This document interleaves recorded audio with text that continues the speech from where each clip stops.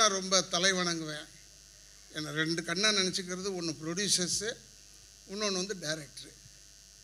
ஆனால் இவ்வளோ பேர் ப்ரொடியூசர் இருக்கீங்கன்னு நம்ம கூட ஒரு யூடியூப் ஆரம்பிக்கலாமான்னு இல்லை, இது ஒரு நல்ல வியாபாரமாக இருக்கா?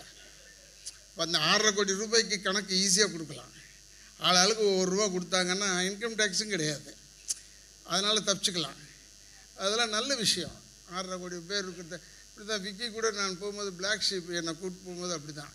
அவன் நாடகத்துக்கு பூரா பயங்கர கூட்டம் வரும். என்னென்னா வெறும் இதில் பார்த்தவங்க அவ்வளோ பேர் வந்து பார்ப்பாங்க நாடகத்தை. ரொம்ப பிரமாதமான விஷயம். இந்த யூடியூப் எவ்வளோ நன்மை பண்ணுதுன்னு பார்க்க மாட்டுறாங்க நிறைய பேர்.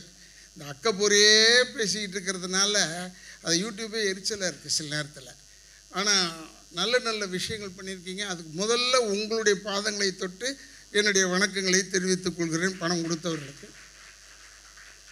சொல்லியிருக்காங்க படத்தை அப்படி தான் எடுப்போன்னு. ஏன்னா இந்த 2 ஹீரோஸை எனக்கு வந்து அறிமுகப்படுத்தினாங்க. நான் அவ்வளோவா தப்பாக எடுத்துக்கூடாது தம்பி, நான் அவ்வளோவா பார்க்குறதில்ல. இந்த சின்ன திரை இந்த டிவி போட்டு அவ்வளோவா பார்க்குறதில்ல. ஏன்னா இந்த சீரியல் போட்டு போட்டு நம்மளை கெடுத்துட்டாங்க. எப்போ நாங்கள் எதாவது படத்தில் பண்ணுமோ அதெல்லாம் பொம்பளைங்க செய்யுது படத்தில். இல்லை, உண்மையிலே சொல்கிறேன். எந்த பொம்பளை இப்போ அழகாக இருக்கும் பார்த்தா அது குடும்பத்தை கெடுக்கிறதுக்குன்னே வர்ற ஒரு பொம்பளை. இதெல்லாம் நாங்கள் செஞ்சோம் படத்தில். இப்போ சொன்னோம்னா பேசுகிறதுக்கே பயமாக இருக்குது. பொம்பளைங்களை பற்றி சொன்னால் உன்னை கீழே போகிறதுக்குள்ளே ராதாரவி ஒழிக பெண்களை பற்றி தவறாக பேசிவிட்டார். ஐயோ, அங்கே என்ன பயங்கரமாக நடிக்கிறாங்க அவங்கெல்லாம். ரைட், அதுதான் ஒரு நல்ல இப்போ ஒரு சின்ன விஷயம்.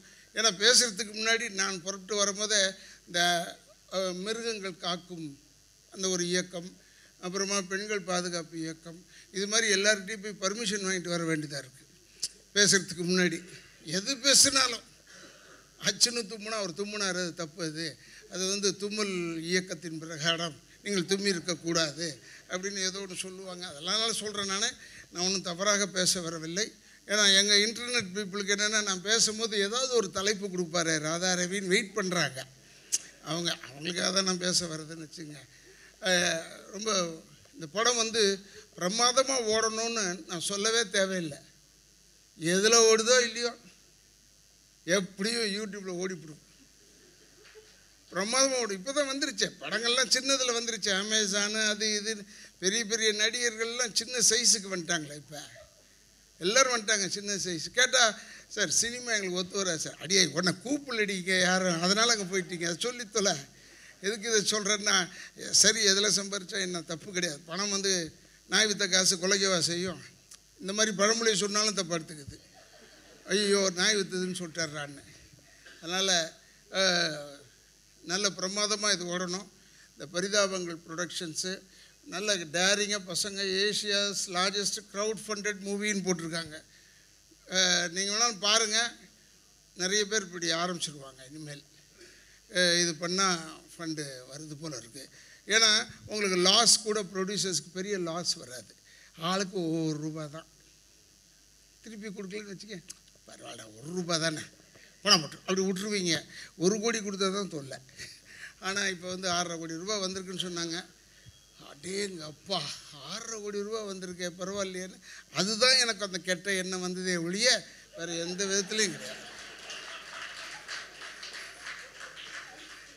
ஏன்னா அவனுக்கு படம் எடுக்கட்டும், நல்லபடியாக ஓடட்டும், பெரிய ஆளாகட்டும். எங்களுக்கு ஆயிடுச்சு இல்லை, நமக்கு என்ன ஒரு 390 படம் நடிச்சுவிட்டேன். அதெல்லாம் பார்த்தாச்சு. நம்ம பசங்க நல்லா வளரணும். ஆனால் அந்த 6.5 கோடி ரூபா கொஞ்சம் நெருடல் ஆகிடுச்சு. தூக்கம் வருமா வராதானே தெரியல, அந்தளவுக்கு ஆகிட்டேன். ஏன்னா நான் தான் சொன்னேங்க, நம்ம ராகவன்கிட்ட சொன்னேன், சீக்கிரம் ஆரம்பிங்கடா. ஏன்னா உண்மையை சொல்கிறேன், ஃபஸ்ட்டு ஓப்பனிங் அந்த குழந்தை பரதநாட்டியம்லாம் ஆடினாங்க. அந்த பரதநாட்டியம் அந்த பொண்ணு சின்ன குழந்தை ஆடுது, தேடுறதுக்கே முடியல என்னால். கை எங்கே இருக்குது கால் எங்கே இருக்குதுன்னு தேடுறதுக்குள்ளே டக்கு டக்கு டக்கு டக்குன்னு ஆடுது. இவ்வளோ அழகான ப்ரோக்ராமோடு ஆரம்பித்தான் ஆம்பளை ராகவன். சொன்னேன், எனக்கு முடியலடா, தூக்கம் வருது இப்போ. ஏன்னா நல்லவனாயிட்டேன் இல்லை, உண்மையிலையா. என்ன டாக்டர் கேட்டார், எத்தனை வருஷம் ஆச்சு நிறுத்தின்னு கேட்டார். நான் சொன்னேன் ஒரு 12-13 வருஷம் ஆயிடுச்சு நிறுத்தின்னு சொன்னேன். வித்ட்ராவல் எஃபெக்ட்ஸ் ஏதாவது இருக்கான்னு கேட்டார். ஒன்றே ஒன்று தான் சார் இருக்குன்னு சொன்னேன். என்ன? தூக்கம் வரல, டக்குன்னு தூக்கம் வந்துடுது சார். 8 மணிக்கெலாம் தூங்க போயிடுறேன். அப்படியா? Very good. இல்லை சார் எங்களுக்கு அது முடியாது சார். முந்தி அப்படி இருக்கும்போது நல்லபடியாக இருக்கும்போது 2 மணி 3 மணி ஆகும் நாங்கள் தூங்குறதுக்கு. என்ன பேசணும்னு எங்களுக்கும் தெரியாது, என்ன கேட்டாங்கன்னு எதற்கையும் தெரியாது. ஏன்னா எல்லோரும் ஒரே லெவல் தானே. அதற்காக சொல்கிறேன். இல்லை, நான் நல்லா இருந்த காலங்களை சொல்கிறேன். அதனால் இப்போல்லாம் வந்து சீக்கிரமாக டயர்டாகிடுது, வாடா நாங்கள் முடிடா ஃபங்க்ஷன்னு சொன்னேன். ஆனால் இந்த இந்த மேட்டர்லாம் இப்போ தெரிஞ்சதுக்கப்புறமா எனக்கு தூக்கமே கலைஞ்சி போச்சு. எவ்வளோ அழகாக என்னடா 1.5 கோடி ரூபாய் கலெக்ட் பண்ணியிருக்காங்கன்னா இது எப்படி விடுறது இதுன்னு உண்மையாக சொல்கிறேன். நான் பொய்யெல்லாம் சொல்ல மாட்டேன். ஏன்னா நீ நல்ல படம் எடு, நல்ல படம் வரட்டும், ஓடட்டும், பசங்கள்லாம் பெரிய நடிகர்கள் ஆகட்டும், டைரக்டர் பெரிய டைரக்டர் ஆகட்டும், அதெல்லாம் சந்தோஷம்தான்.